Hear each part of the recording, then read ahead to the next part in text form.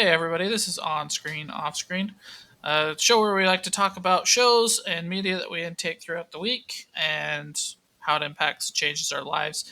This week we've got a super awesome special guest, Lauren, our cover art artist, amazing animation expert, has a degree in it, so nobody can disagree with her. She is an expert in all things. I'm going to get started with my first topic this week. Um, I feel like is kind of a shared topic between me and Lauren. Clarkson Farm season 4, uh, show that I doubt Conlon will ever watch, even though it is absolutely amazing. It is so good. I think season 4 is probably the weakest season, um, and I think it has a lot to do with Jeremy Clarkson's age mixed with just how busy he is. Um, like I didn't know season 4 was coming. Normally they do a really good job of putting up promotional stuff, but in season 4 his farm is too hot in the winter and too rainy all summer. So he ended up um, harvesting late and all this kinds of stuff. And then he just basically put out a video that was like, you're going to find this out in the show, but production was pushed back because harvesting went late. We didn't have time to film promotional content. So this is how I'm announcing go watch the show. It's live now. And I think that kind of feeling is felt in the show. He takes some time away from the farm itself to go do it his restaurant stuff, which is kind of interesting, setting up a business and setting it and trying to be unique with it in an industry that is failing, plain and simply. There's local politics involved in it. It's got cute animals in it. Like, this is a wholesome educational show all the way through. I still love season 4, even though I think it's the weakest. I love this show. I love Jeremy Clarkson. I think he's an excellent presenter, and you know, it's great. Lauren, do you have any thoughts? I was gonna say I can't believe you didn't mention Richard Ham once. Well, I mean, gotta leave something for people to find out. It was a runt pig that they have,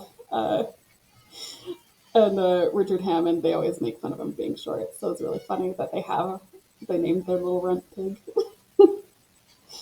But there's, I think also a part that I really liked about it was having like Harriet come onto the farm, Oh and yeah, she was great. yeah, and it's just like so funny because she's like he was struggling, and then she's TikToking and doing a better job than he was at the same time, and he's like, "Oh, what?" And then like discovers himself on her TikTok.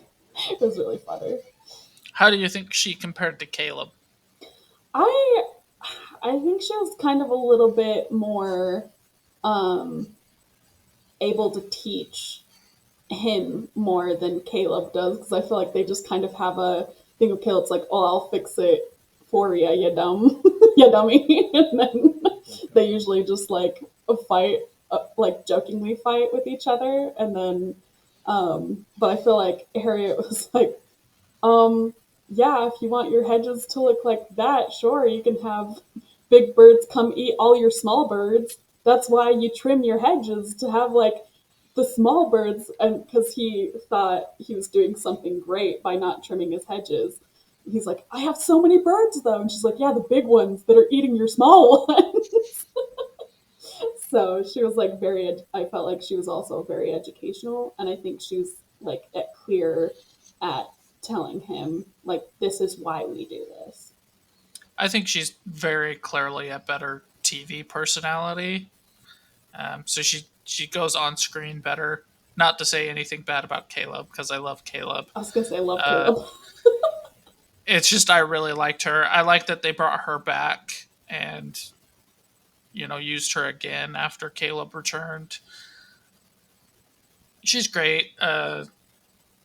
Show's great. Richard Ham is funny, and like if you know and you're in on the joke, it's a great little joke. And when he goes to Richard Hammond's shop to have the tractor painted, which I think was the dumbest thing ever, because the original red was way better than chrome. Um, and he tells him, he's like, "You have been a big part of my show." And Richard Hammond is like, "I haven't been on your show yet." He's like, "Oh, but you have." And it's just like, we're all in on this joke with Jeremy Clarkson that Richard Hammond himself isn't in on yet. Um,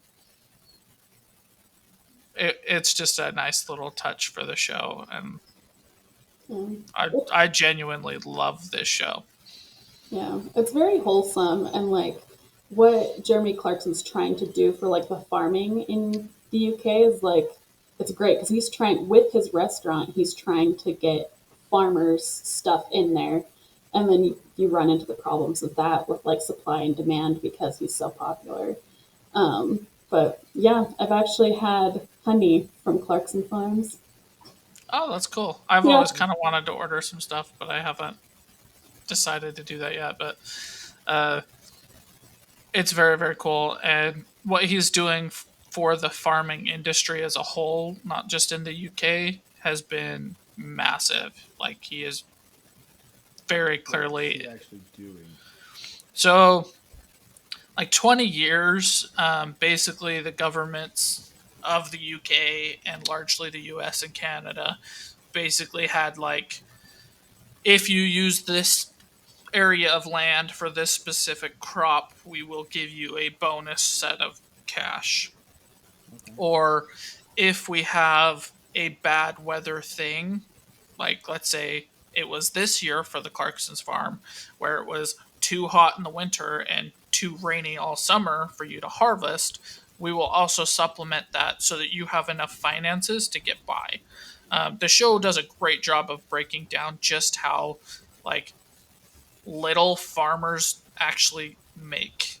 Um, and basically, just before this show started, and one of the reasons this show started is governments all around the world were basically like, we're not going to give you that supplemental money anymore.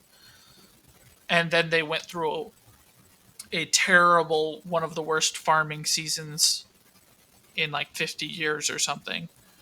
And basically, farmers are like, I can't afford to keep farming because I have to pay $10 million for a tractor, $20 million for this, and then the government says you have to use this herbicide and this fertilizer, and you can't use a different one, and you have to buy it through us, and it's going to cost you another 30 grand.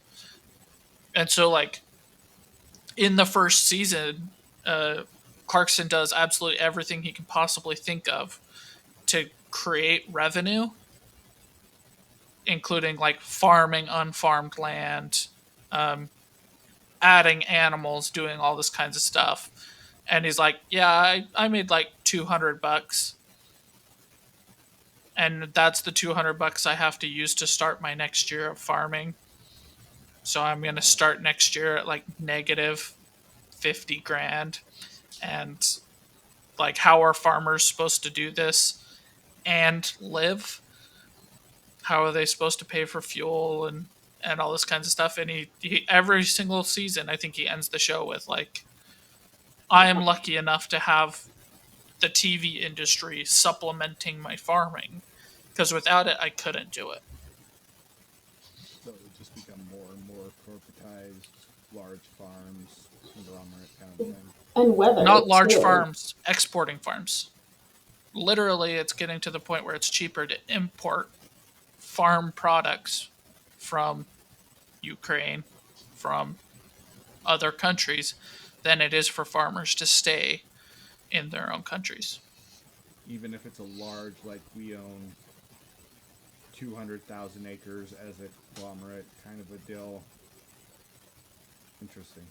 Yeah. Yeah, because like this past few years, the weather's been so awful that like you grow the thing, but then like you can't harvest it because it's too wet. And then by the time the water, like the rain finally stops, like your crop has deteriorated and your harvesting moment has gone by. And so, like, all of those fields that you planted, you can't do anything with. And, like, they also Except have to, turn it into animal feed or something that yeah. sells for less than what you paid for the seed. Hmm. And so then you have to, like, they also have to rotate their fields so that the soil doesn't decay and things like that. And so, like, That they're, was another government supplement thing. Basically, they said if you farmed it last year and you put nitrogen and lime into it this year and don't plant on that acreage, we will supplement your income as well. But because of Clarkson's Farm show, the UK has introduced new bills and have added that kind of stuff again. The US has done it. Canada has done it. It's still not great, and he's still pushing for more, as well as they're trying to increase the number of young farmers um, because the average age of a farmer is like 65 or something. So they're basically saying as soon as they die off, none of their kids are wanting to take over the farm anymore, and they're just selling them. So we're just not going to be able to farm anymore. And without farming, we're not going to have food, and food prices are going to skyrocket, and all this kinds of stuff. yeah. So it's like, it's very good for, like, spreading awareness and, like, letting people know. Because, like, honestly, I wouldn't have known that, the UK is having record breaking, because I think it was like they said in the last 70 years it hasn't been this bad or something like that, Yeah. like, in recorded And history. in the first season, they had the worst farming season in, I think it was like 50 years. This one topped it clear and away. They haven't had that much rain in a single year in like 100 years. And the record of like least amount harvestable goods is bad. Like there's a scene where he's taking his grain, and the ideal thing is to sell it for pasta because that is the most refined, specific kind of flour. So if it qualifies to be made into pasta, that's how the farmer makes the most amount of money. And he goes, and the pasta maker guy's like, I wish it qualified because I'm so desperate for the grains, but it doesn't qualify, so I can't do it. And so you've got an industry desperate for it. You've got a farmer desperate to sell it, but it just doesn't meet the standards. Um, Another way that's expertly shown is Clarkson also does pigs. And in the last 5 years since they started the show, they went from 70 in the UK of like pig butchers to 7. Wow.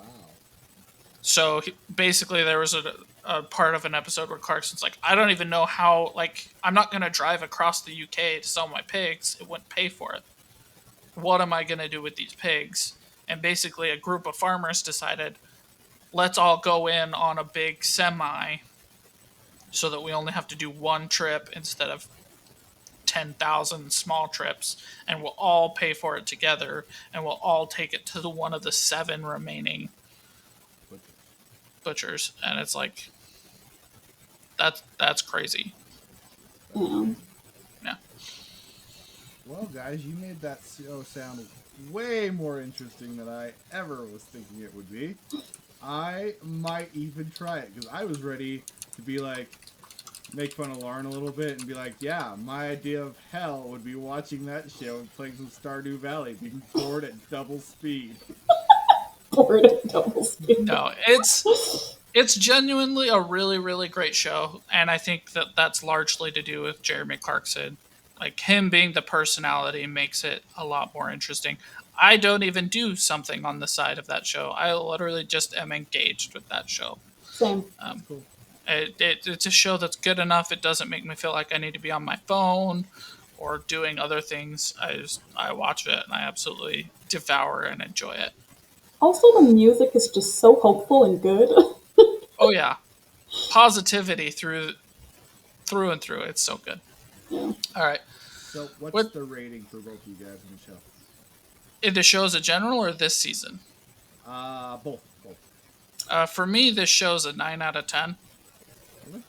Yeah, This season is like an 8. Okay. yeah. I would say like 8.5. Yeah. Oh, cool. Cool. All right, let's move on to Lauren. What is your topic for this episode? Let's see what my topic is. Packs Is it is pets? what you have. Okay, Yeah. cool.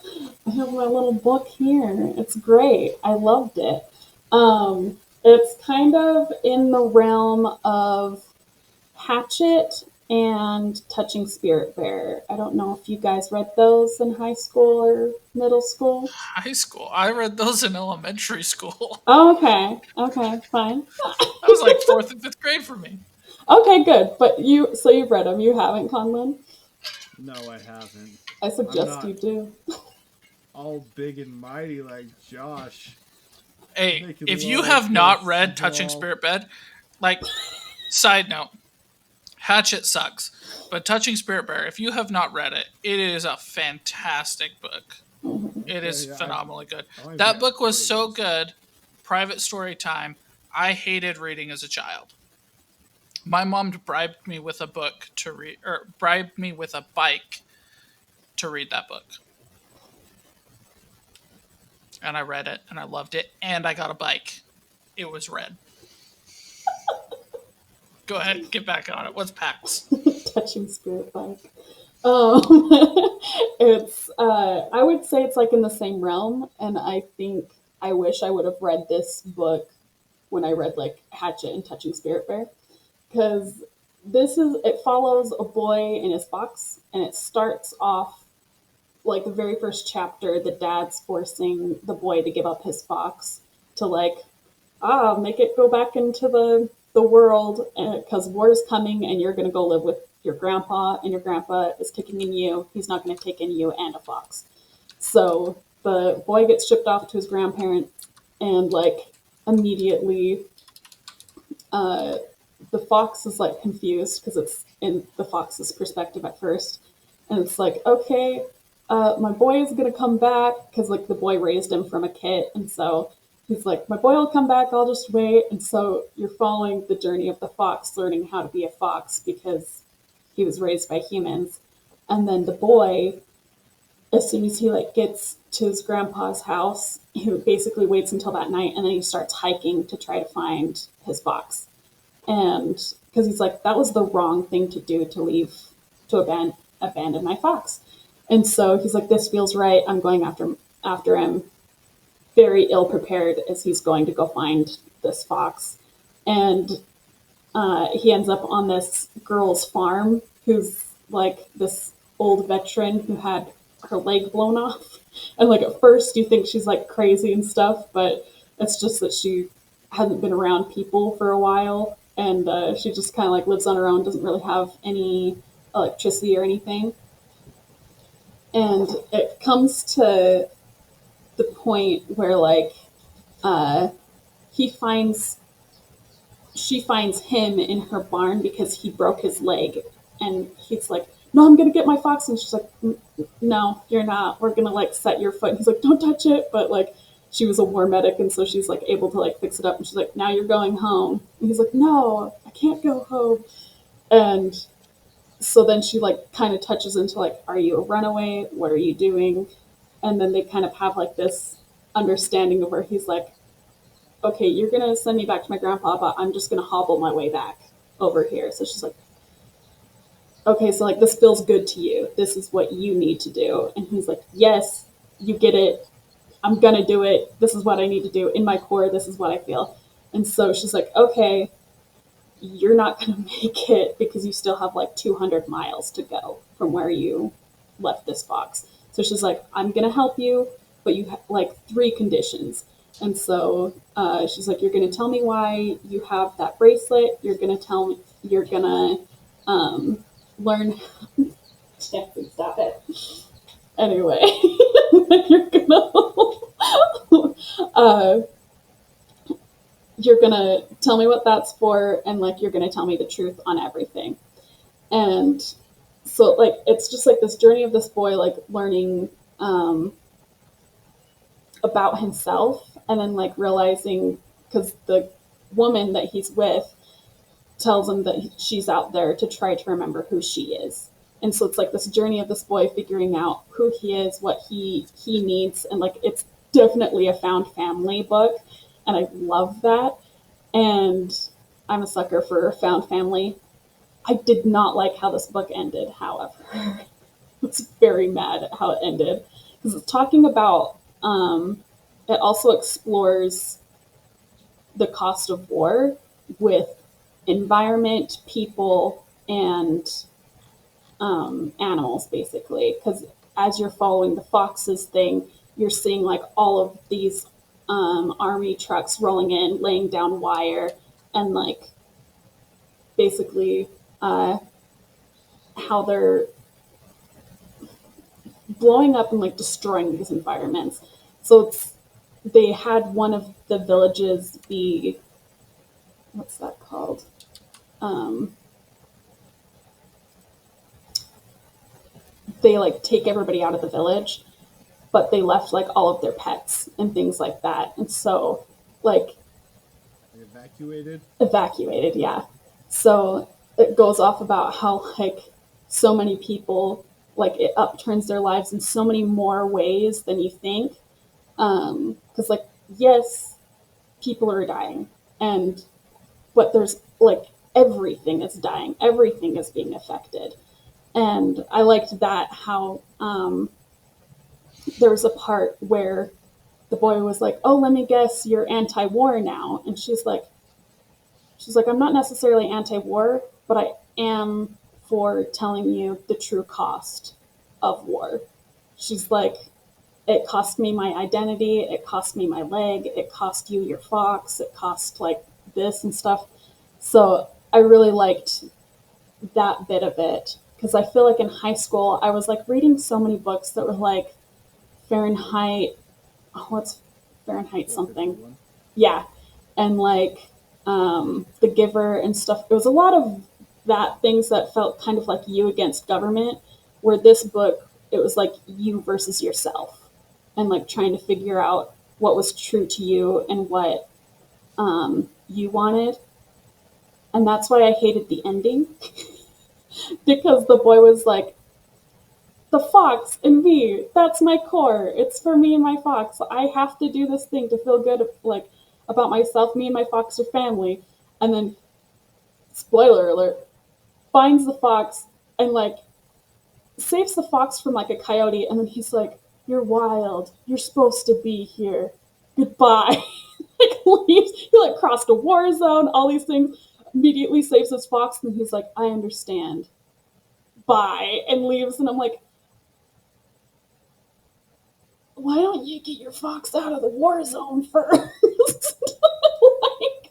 I was like, Let's do what we came here for. yeah, I was like, you can. I'm like, you can let him stay a wild fox on that farm that you that you found your found family at. I was so mad. Anyway, but I do think it's like a good read for. Um, there's I really like him being with the girl on the farm, Bola, where like she's explaining how she like views life and stuff, because it's, and it also talks a little bit about like breaking generational trauma, because the boy feels like he has to be like his father, or that he is his father, and so he can't be angry. And she's like, "No, you are angry." And he's like, "I'm not angry." Just like, you are, but you need to express that in the right way and what's good for you. So it has like a lot of things that are good about it. I do think some of them fell flat, um, and I did not like the ending, because I feel like the found family got ripped up, and I was like, no. Betrayed the whole point of the story. Yeah. It had like a little chapters at the end explaining like what was like going on in their lives afterwards, and he did end up going back to the girl on the farm, and they kind of like still had their found family. I don't know. I just I hate it. It's the same reason I hate How to Train Your Dragon 3. But Yeah, so I'd give it a 7 probably, just because I really didn't like the ending, but everything else in there was good, and it made me cry several times. So I'd If say the 7, ending was more fulfilling, what would it be? an 8, Okay. possibly 9. But Do you think it's good enough it should go along with those titles, like Hatchet and Touching Spirit Bearer? Those are very common elementary, like mandatory reads. Do you think people of that age should be asked to read this book as well? yeah, I wish I had read it when I was that age. Honestly, um, I think yeah, because it touched on. I think Spirit Bear does a better job of it, and I would rank Spirit Bear above Pax. Um, but it's kind of like along that. It touched on generational trauma enough for me that I feel like Spirit Bear doesn't touch that. I don't think that that was like a theme on there, but I like that that was a theme in this one.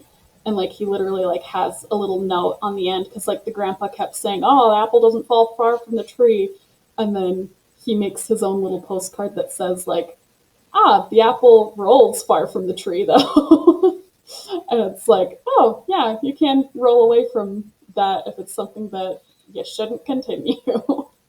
So I Okay, like so that. not replace one of those books, but in addition to, sounds like. yes, yeah. Cool. Conlon, are you gonna read this book? I'm gonna read Touching Spirit Bear first. I actually literally just ordered it while we were talking. Good That's fair. choice. This has made it to my read list as soon as I finish my book. This is the next one up, I think. Oh, nice. Yeah, very, Very very good. cool. All right, Conlon, what do you have for us? Okay, my book is not as deep and fulfilling as Lauren's. Mine is more just awesome. Um, Just Michael Vey. I books 1 through 7. I really, really love the story. I like the characters. They do have a major problem. I'm reviewing book 8.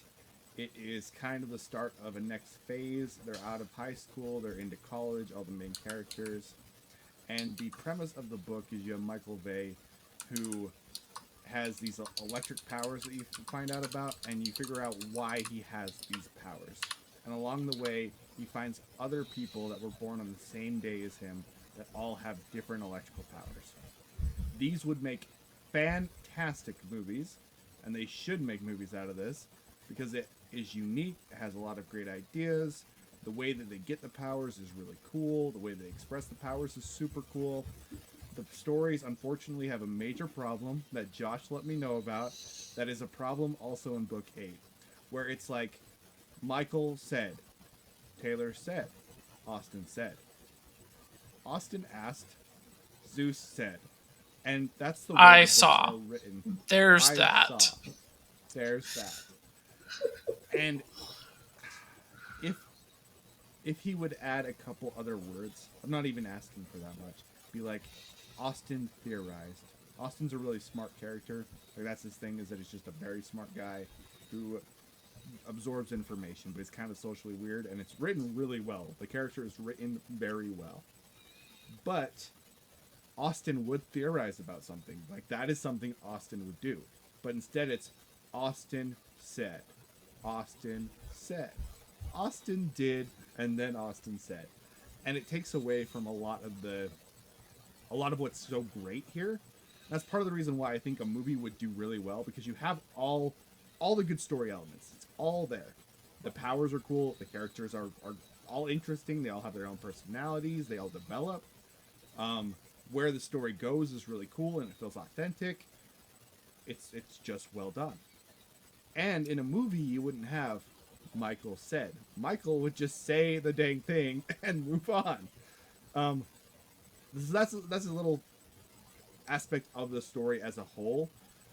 I kept reading these because the good aspects to me are overshadow the negatives in the writing that could just be cleaned up with a little bit of editing and a few little tweaks. Like it really wouldn't take that much, and it would improve the story significantly. book 8 takes off with him in college. Everybody's college age. They've gone to different colleges, which I also highly appreciated. They all didn't go to the local community college, or they all didn't go to Vanderbilt or whatever. They went to different colleges, and that's okay. That's what people do. I liked that. And while they're at college, each character develops in a way that feels authentic.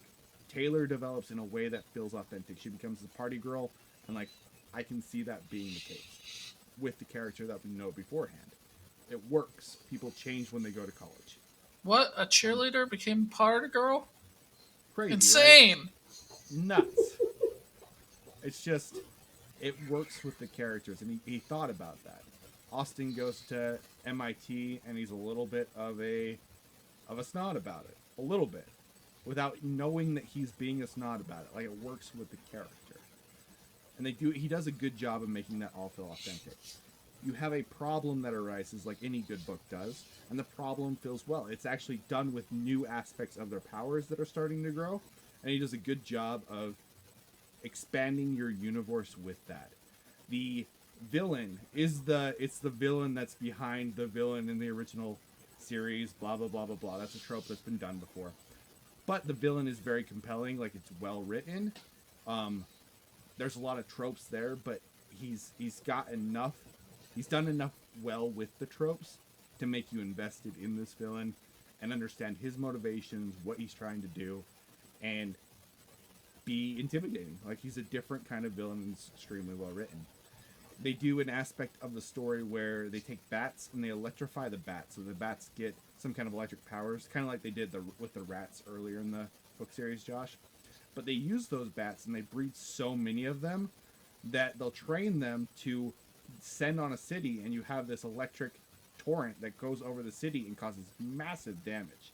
So you have this global weapon that these people are able to control that they can use wherever they want to. And it was a cool idea that they accomplished very well. So you have all these different aspects that are put together in a smart way, but you have this negative of the writing. And does the negative of the writing overtake the story? I think if you like the earlier Michael Vey books and they don't bug you, you will like this book. I'm excited for the next book. If the negatives of the writing overtake their story, this book is not going to save anything. It's not going to change anything, and you might as well just move on. So, for the context there, this series was almost the series that got me into writing, or into reading, a lot earlier in my life. I read the first book and read it in a week. And for me, that was a big record. As I mentioned earlier, I was not a big reader. I absolutely hate it. But this book, the first one, was so good. I was very highly invested.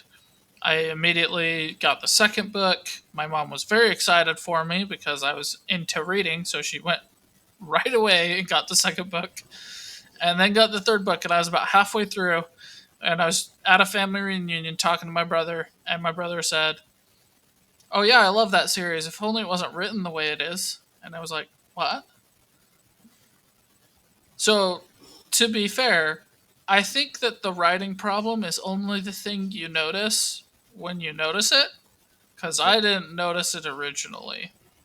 But I was unable to finish the third book once it was called out to me. So that's the caveat I would put on it, is like, because you've listened to us say it, you're probably going to notice it now. That's really unfortunate for you, because otherwise I think Conlin's exactly right. Like, I would be way more into Disney making a live action version of this in a show than Avatar: The Last Airbender or even Percy Jackson.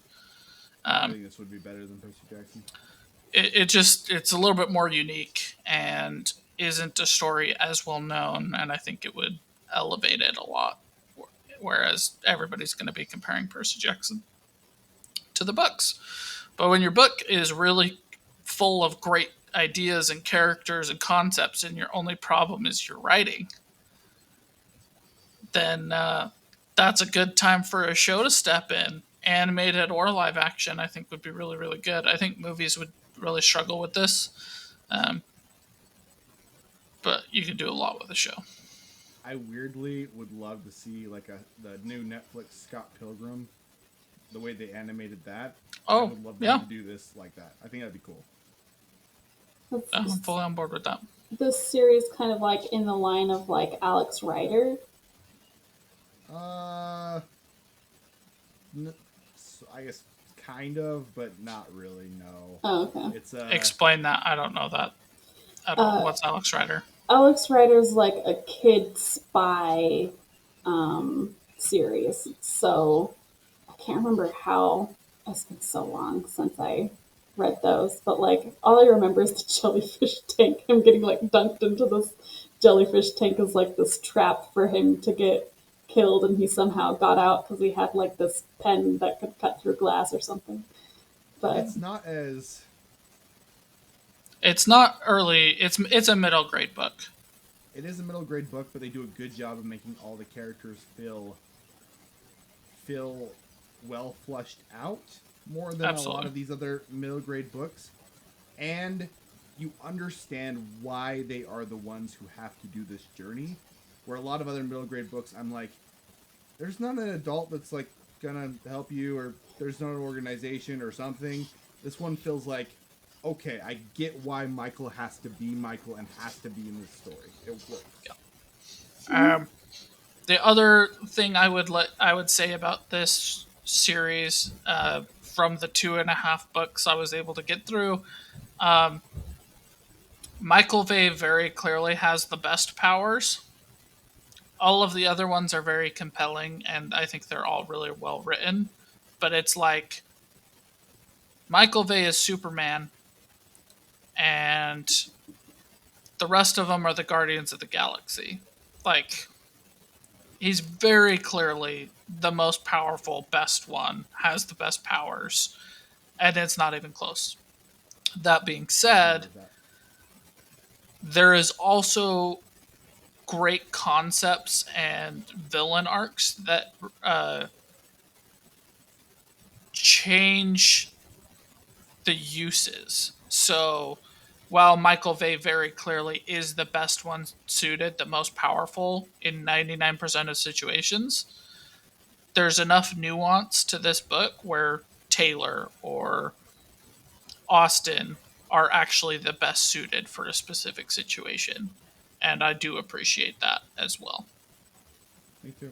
And you have, I don't know if you got to this point, but the main bad guy, he knows about these super kids and how they were originally created.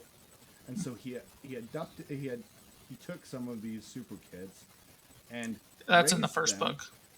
Is that all the way in the first book? I can remember. And raised them, so that's all that they've ever known. And the way that he deals with psychology of growing up in this environment is very, very interesting. So these characters, they have villain aspects to them, they have good aspects to them, and he does a smart way of making everything feel logical as far as the power sets go. And you have power sets that do go against all of your heroes, including Michael.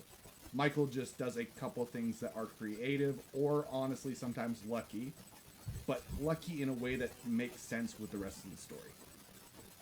Like there's a part where he gets fed to electric rats, but he absorbs electricity. So does he get lucky that he kind of just is able to fry and become super powered by these rats? Yes. Does it work with the whole entire story in a way that's very logically sound? Also yes. Yeah. It's the second book that's the redemption arc of one of those kids. Michael is basically just trying to reason with them and saying like, "No, you're abused." It's like, "No, this is not a regular situation. You can get out of this." And they're just like, "I don't know anything else. It's not that bad," kind of thing. That might be in the third book, but I'm pretty sure it's the second one. What would you rate this series on a scale of 1 to 10, Conlon? I really love the original 7 books, and I would give them like, I'd probably still give them an 8 even with the writing problems. Like I really, really like them. They have a lot of good stuff. This book is a little bit lower, 7.5 ish, Okay. but still solid. Still very enjoyable. I would have given it a 9 before the writing was pointed out to me, and now I will give it like a 4. Because it was bad enough I stopped reading it. Lauren, from what you've learned today, are you at all compelled to look into these at all? Not really. Okay, totally fair. Honestly, yeah. It's not because of like the said things. I think I could maybe look over that. It's I have the opposite thing of when they try to be too wordy with the saids or whatever, what that they like use weird words. JK Rowling. But Don't have to convince me she's a terrible author. Brandon Sanderson talks about having about 80-20. And I think 80-20, sure, that seems great. Brandon Sanderson has the ability to write. I'll take that advice. Cool. This guy is like, I can't think of a time in this book where it is not said at all. okay, Like, that's I a can't little think of atrocious. another word that he uses.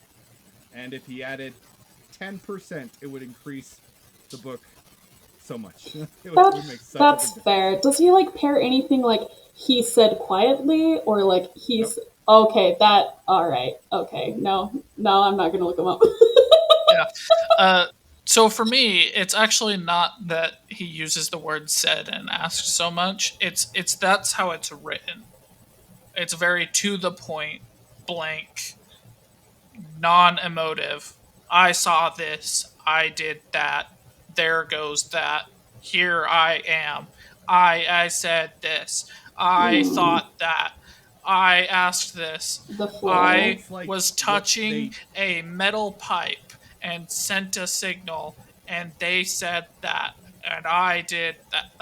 How it's it's like all what they written to me. teach you not to write when you're in elementary school. Like, Yeah. or you just don't do that. And people usually go through a amateur writing aspect where they go way too into the details. Mm, He, I don't know, whatever word you want to use, devoted himself to the language of art and blah blah blah blah blah blah, whatever you want to talk about. They go over exaggerated with that, and then you tone it down. And he like never got past the first part to get to where you have a good balance. And I I don't like think it so that much. might, yeah, It's solidify. it's totally fair. For Conlon, the problem's the word, so he can get past it. For me, it's the entire flow of how it kind of feels when you read it. So I wasn't able to get beyond it. But Yeah. all right, I've got one more topic. Um, Gordon Ramsay's Secret Service, his new show where he infiltrates um, restaurants because everybody knows his face, so he has to spy on the restaurants and then go criticize them and try and save them and do better. Uh, Previously on this show, Colin and I were talking about Gordon Ramsay's show and his leadership style. Mm-hmm. And for 3 of the 4 episodes, I was prepared to come on this podcast and say, Conlon, I was dead wrong.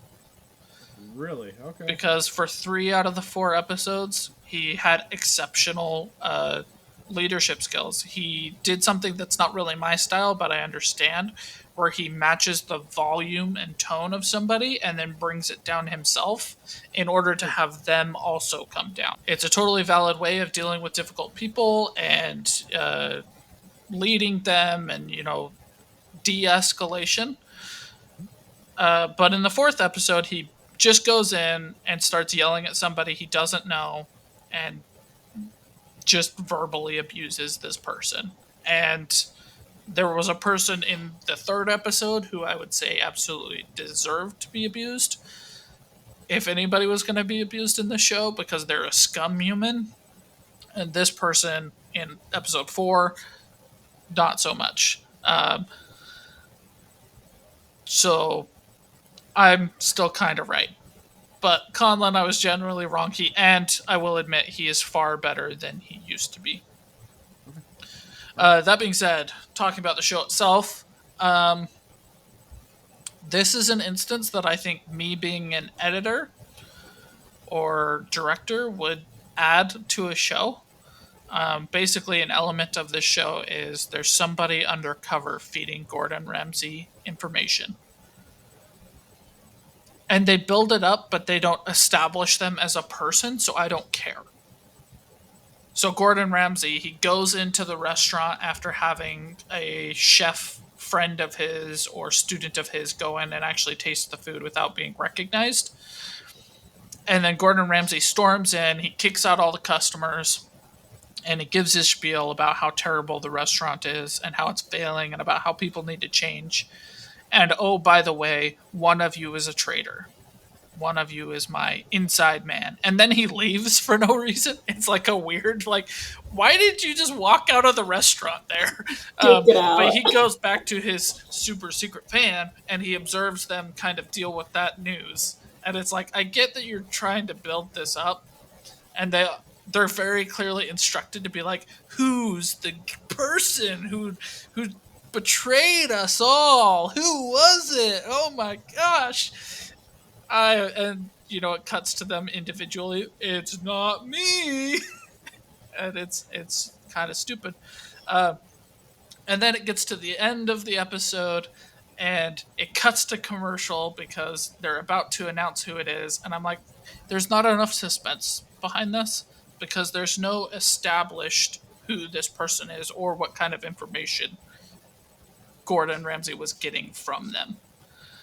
So like I would open the episode with him getting like a modified prompt of basically how this person reached out to Gordon Ramsay and how they talked about the problems.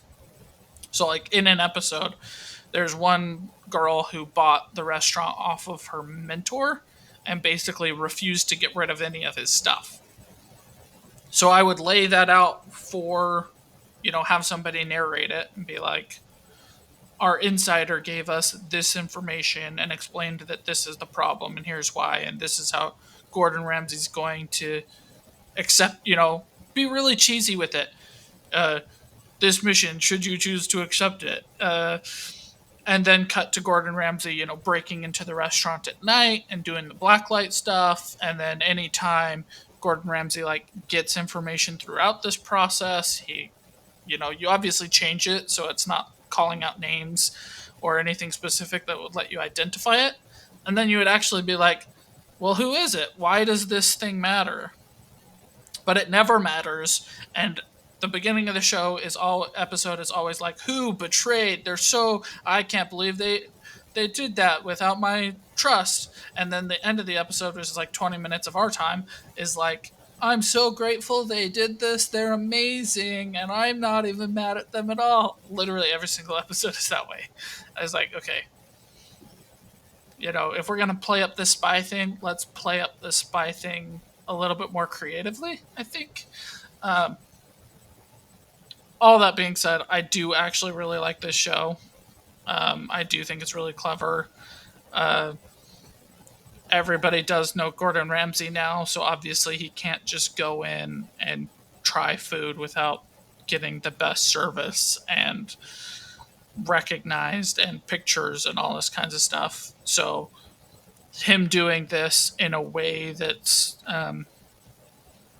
more covert, so he's able to actually get real feedback about these kind of places, I think is a good angle. And he does a lot of good for people. Like there's a fried chicken restaurant that's been open for 60 years and the grandma still goes in every morning. She's 101 and she works in the kitchen. And the son who took over the managing of the business had basically run it into the ground. So they were so far in debt they couldn't buy new ovens. And the oven that they had, you had to use pliers to turn on and off. So basically it was on all the time and was a giant fire hazard and all this kind of stuff. And Gordon Ramsay goes in and he replaces all that for him. And he says that, but I don't think he embellishes it, which makes me feel like it's genuine service and not just like, I'm doing this nice thing so I can get the reputation of doing the nice things. And like he has a whole team that goes in and like cleans these kitchens and stuff. So I'm a big fan of it. I like positive content. I like people doing things for the better. With these kinds of shows, you always have to ask yourself, like, are they really changing or are they just doing it for the show? And like next week, if I were to go to that restaurant, it'd be just the way it was. I don't know, but it's still positive. It's still good. I know you were kind of interested in this show, Conlon. I recommend you watch it. Okay. Yeah, I'll give it a shot. I've talked about it already. I like Gordon Ramsay. And yeah, he can be an asshole sometimes, but I like Gordon Ramsay. I would be interested in the show. I've liked. It sounds a lot like Kitchen Nightmares if you watch that show. Very similar premise. I haven't watched that show. But I like that one. Probably like this one. Sounds good. I will say this though, they set up cameras and stuff under the premise that they're going to be on this kitchen renovation show. That's the excuse that they're given. And one of the lines that Gordon Ramsay is, "That's a lie. That's not what's happening here." But then he goes on to renovate their kitchen. So I'm like, was it really a lie, or was it just kind of a fib because Gordon Ramsay's renovating your kitchen rather than this random show? I don't really know, but yeah. We're a renovation scream at your face show. Yeah. Gordon Ramsay Totally can different. come scream at me for like an hour, just renovate my kitchen. I'd be totally fine with that. Do Yeah. it, Gordon. Me too. I'll get Don't yelled at for a scream new at me. kitchen, sure. I really want some hex-clad cookware so bad. That stuff is awesome. I've been curious about it because of this show. Oh, it's so good. I've got friends that have it, and the pans are amazing. Legitimately, fantastic. Yeah, but Right, like how everybody. great At could Gordon. the be? It's a pan. It's so much better, man. I love my pan. I get it. My pan's from Walmart. Like, Dude, I understand. Like, I get the like not completely getting or understanding or believing that it would be that much better. It doesn't. Nothing sticks. Nothing. You can scrape it with a freaking fork. I can be like, and nothing scratches this pan.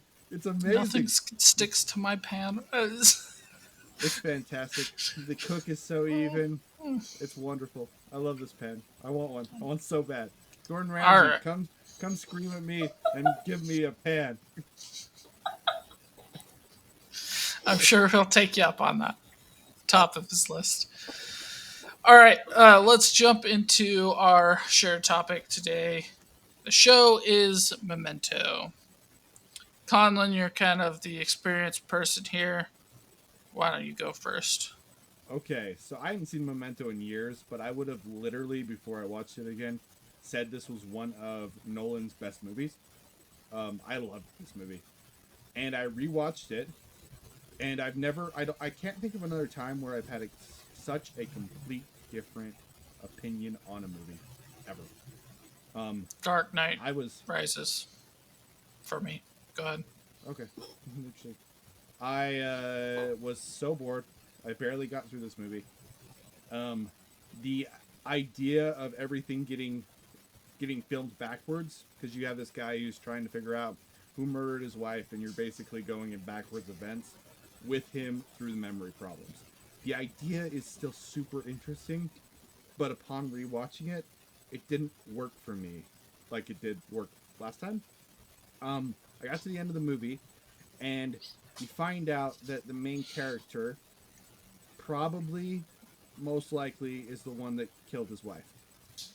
But he can't get new memories, so if he lost all his memories, then how did he get the new memory where he implanted this other person to be the one that killed their wife instead of him being the one that killed his wife? And you're not actually completely sure if that's even what really happened. So you're left with this, like, I guess that's what happened. I don't really know. And before, it worked for me, but then I thought about it, and I'm like, if you can't get new memories, this whole show doesn't make sense. And I don't know if we've talked about it on on the podcast, but Inception has the top that doesn't fall at the end, and I hate the ending of that movie. I think the ending of that movie is stupid. I'm pretty sure Josh completely disagrees with me on that. This movie, I agree with you, okay, but Oh, I think disagree. Inception's an incredibly overrated show in general. I like the Go rest of ahead. the movie, but I hate the ending of that movie. This one didn't feel satisfying to me, where the first time it did, and maybe I was just not paying enough attention, maybe I was dumber, I don't know. But this time, I was bored. The events coming together didn't completely make sense to me and wasn't satisfying at the end. It felt a lot older.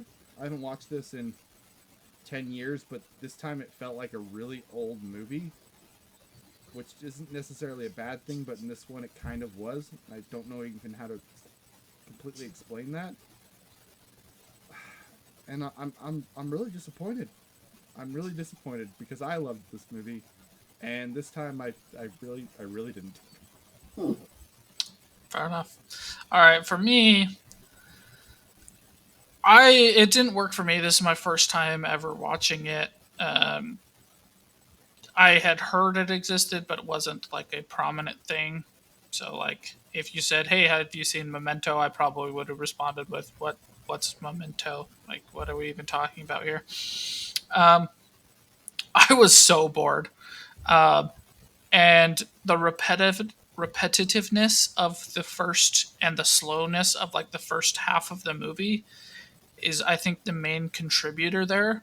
I mean, I literally got on my phone and played through a speed round of chess, and then got back on, and I was like, "We're still in the same part of this movie, and nothing has changed, and I don't need to have watched that 10 minutes because it didn't play any kind of role in what's happening." Um, However, there was enough sustenance to the latter half of this show that I wish this was the Fight Club that we live in. Like, if people talked about the show the way people talk about Fight Club, I would understand. I'd be like, Me too. not my show, but I get it. But people talk about Fight Club like it's a piece of genius when it's not, and this show is like, it's there, it's just not my thing. And it's dated and like could probably be done better now. Uh, so that's where I'm at. Weirdly Conlon, what enough, would they're both Brad Pitt. yeah, Conlon, what would you have rated this show before your rewatch? I thought this show was genius, like high eights, Okay, and genius. after rewatch, 4. I would give it like a 3 because of how absolutely bored I was. But I was so bored. I, I was so disappointed rewatching this movie. Ugh. But Lauren, are you glad you didn't watch this one? Yeah. I'm really glad. It was funny when I saw your show notes. I was like, oh, glad I didn't waste my time. yeah, I don't know. I looked up best Christopher Nolan films, and there's a lot of people that put this at the top, and I would have been that person, and now it would be. Is it my bottom? From what I It's can not think my of, bottom. it is my second from the bottom because I really don't like the third Batman movie. But yeah, It's funny you bring that up because, like, originally I hated the third Batman movie. Like, that was my least favorite movie till The Last Jedi. And it wasn't till after The Last Jedi that I watched it for a second time. And I watched it and I was like, oh, that was okay. So it was an absolute flip for me, but the opposite direction. Um, I don't know what would be my least favorite probably Nolan Inception movie. or not Inception. No, Inception's good. The space one. Oh, I don't hate Interstellar. I just think it's super overrated, and it really Oh, bothers me when people say it's real science. They okay. based it on real Weird. science, and I'm like, no, shut up. You don't know what you're talking about. It's not real science. Um, that's what bothers me about it. It's like I hate Frozen so much, not because of anything in Frozen, but because of the absolutely overwhelming me having to listen to Let It Go in my store 30 times in 8 hours. That's why I hate Frozen. It's kind of like that, but like not it. Like I won't watch Frozen because of that song.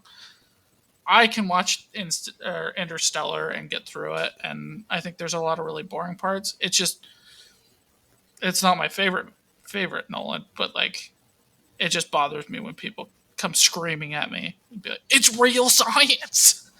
I'm like, "You're a moron! Shut up!" I'm just imagining like people knocking on your door like missionaries to tell you. It's like that. Okay, there are two shows that I have opinions on that I can give stories for. The first one is that, right? Interstellar. People come at me and be like, "It's real science," and I'm like, "It's not real science. Open a book, please." And the second one is when I say Harry Potter's badly written and terrible movies. Literally, I was in my old living room with a couple of roommates. One was in his bedroom watching anime and playing a game, and I was talking to the other one, and I was like, "Yeah, I just think the writing is really bad in Harry Potter." And the other one came storming out of his room and was like, "You don't like Harry Potter? It's brilliantly written." And I'm like, "No, it's garbage writing. The movies are terribly done. Like, I admit they're guilty pleasures, and once every 15 years I'll binge watch all of them. But to say that that's good quality writing, it's not. Um, I'm sure Conlon is right, and that the books get better as you go on. But even if they improve by 2 points every book, it still would not get above a 6 in quality because the first one is just so freaking terrible. I don't know how anybody ever gets through it. I don't And the either. movie is equally really, really bad. It's Yeah. not the worst movie, but I Oh, the first book and the first movie, I literally the only way I read Harry Potter is by skipping the first book because I think it's terrible, like legitimately terrible. But it gets better as it goes. What were you gonna say, Lauren? I was gonna say, I somebody on the internet said that they wanted to see a parody where uh, Harry solves all of his problem with like Muggle solutions, and like all the wizards are just like minds blown because everybody has like a magical solution, and like nobody thinks of like the very easy like, oh shoot yeah, Voldemort with a sniper rifle. have you seen Harry Potter with guns? I love It's Harry Potter with so guns. funny. So funny. I'm sorry, Neville. Uh, yeah, no, I think the fourth movie is the worst movie, and my problems with it are largely the same as Interstellar, where it's people's reaction to the movie and loving the movie, and me absolutely knowing it's garbage. Uh, is a large part of that, I think, because the fourth one is a lot of people's favorite Harry Potter, Yeah, and I'm just and like, it's no, easily it's one of the worst. dumb. It is so bad, and it came after the best one. What is anyway? That's a whole separate topic. Thank you for coming to my TED Talk. Appreciate you guys listening. Appreciate you guys watching. Thank you so much for your time. Uh, please let us know if there's anything you want us to check out, and we're looking for that stuff that makes us be better. Hopefully, you guys look for stuff to be better too. Um, Recently came across the saying. I'm going to start saying it now. BTTY. Be better today than yesterday. Thanks, everybody.